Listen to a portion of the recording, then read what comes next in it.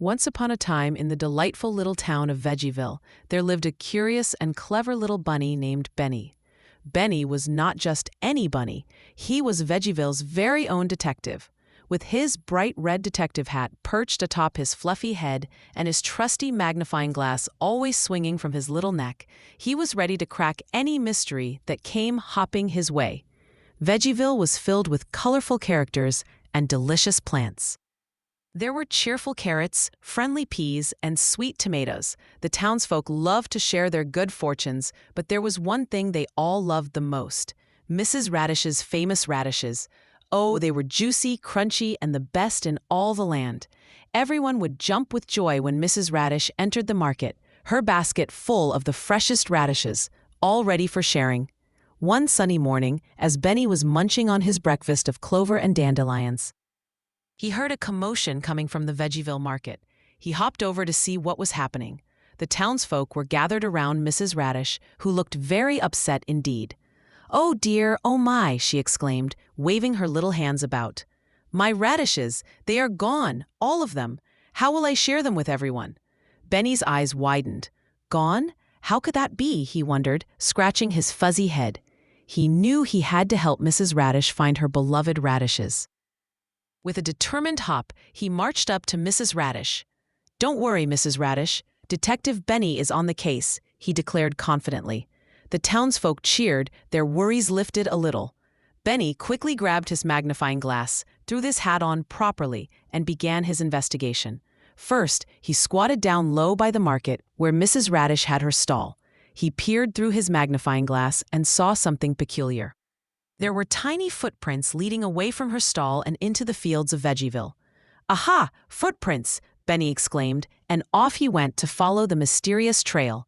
Benny hopped along the path, carefully studying the footprints as he walked. They were small and left fuzzy marks in the dirt. Whoever made these must be tiny, he thought. Could it be a mischievous mouse, or maybe a sneaky squirrel?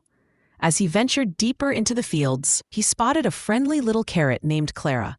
"Clara, have you seen anyone unusual around here? Maybe a tiny creature that looks suspicious?" he asked. "Oh, Benny," laughed Clara, her orange cheeks wiggling with joy. "I think I saw a group of little critters wandering toward the sunflower garden over there. They were giggling and hopping, but I didn't see what they were carrying." "Thank you, Clara," Benny said, waving goodbye. With a quick bounce, he followed the trail toward the sunflowers, his nose twitching with excitement. When Benny arrived at the sunflower garden, he stopped suddenly. There, he spotted a group of adorable little field mice, their tiny paws busy working away. They were stacking radishes as high as they could. Benny knelt down, hiding behind a tall sunflower to watch what was happening. The little mice squeaked with delight as they arranged the radishes into a perfect little tower. "Aha!" Benny whispered to himself. So it was the field mice who took the radishes. But why would they do that? They looked so happy. With curiosity bubbling inside him, Benny hopped out from behind the sunflower. "Hello, little mice," he said, waving his paw. The mice turned around, startled. "Uh-oh, it's Detective Benny," squeaked one mouse, his cheeks turning red. Benny smiled gently.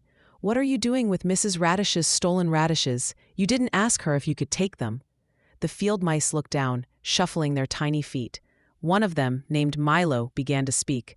"We didn't mean to steal. We were just so hungry. We wanted to have a party and didn't think Mrs. Radish would share with us." Benny thought for a moment. He remembered how much fun it was to share and how happy it made everyone. "Well, maybe Mrs. Radish would love to join your party if you ask her. I know she loves to share her radishes with her friends," he suggested brightly. The little mice's eyes lit up, and they all squeaked in unison. "Really? You think she would?" "Of course," said Benny, bouncing with excitement. "Let's go ask her together." So off they went, with Benny leading the way back to the Veggieville market. When they arrived, Mrs. Radish was still there, looking a bit sad. But her face brightened when she saw Benny along with the tiny field mice. "Mrs. Radish," Benny called. "These little friends are here to explain what happened."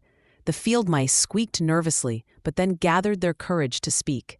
"Mrs. Radish, we took some of your radishes because we were very hungry and wanted to throw a party.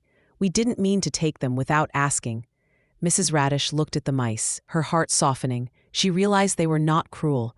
They were just little creatures wanting to enjoy a feast. "Oh, my dear little mice, you could have just asked. I would have been happy to share with you," she said with a warm smile. Milo's eyes sparkled with hope. "Would you really, Mrs. Radish? Could we still have a party together?" "Of course, we can have a big party with all of Veggieville," Mrs. Radish cheerfully replied. "Let's gather the carrots, peas, and tomatoes. We'll have the biggest feast ever." The mice jumped up and down with glee as Benny beamed with pride. They all worked together to set up the party, gathering everyone from the town. The colorful marketplace buzzed with excitement as everyone joined in, bringing their favorite snacks and treats. When the party began, Mrs. Radish served her delicious radishes, and the little field mice helped too, sharing in the delight. Everyone laughed, danced, and enjoyed their meal together under the cheerful sun. Benny watched with a big smile, knowing he had helped create something wonderful. As the party wound down, Mrs. Radish raised her hand for silence, her heart filled with joy. "Let's all remember today that asking to share is much better than taking. We can all enjoy together when we include one another." The crowd cheered, their hearts as full as their bellies. Benny hopped up and down, proud of the kindness displayed that day. From that moment on, the field mice learned to ask for help instead of taking without permission. They often visited Mrs. Radish, bringing gifts of flowers and other treats to share. And Benny? He remained Veggieville's beloved detective, ready to solve mysteries and spread the joy of friendship and sharing. And so the little town of Veggieville flourished with laughter, love, and a big heart.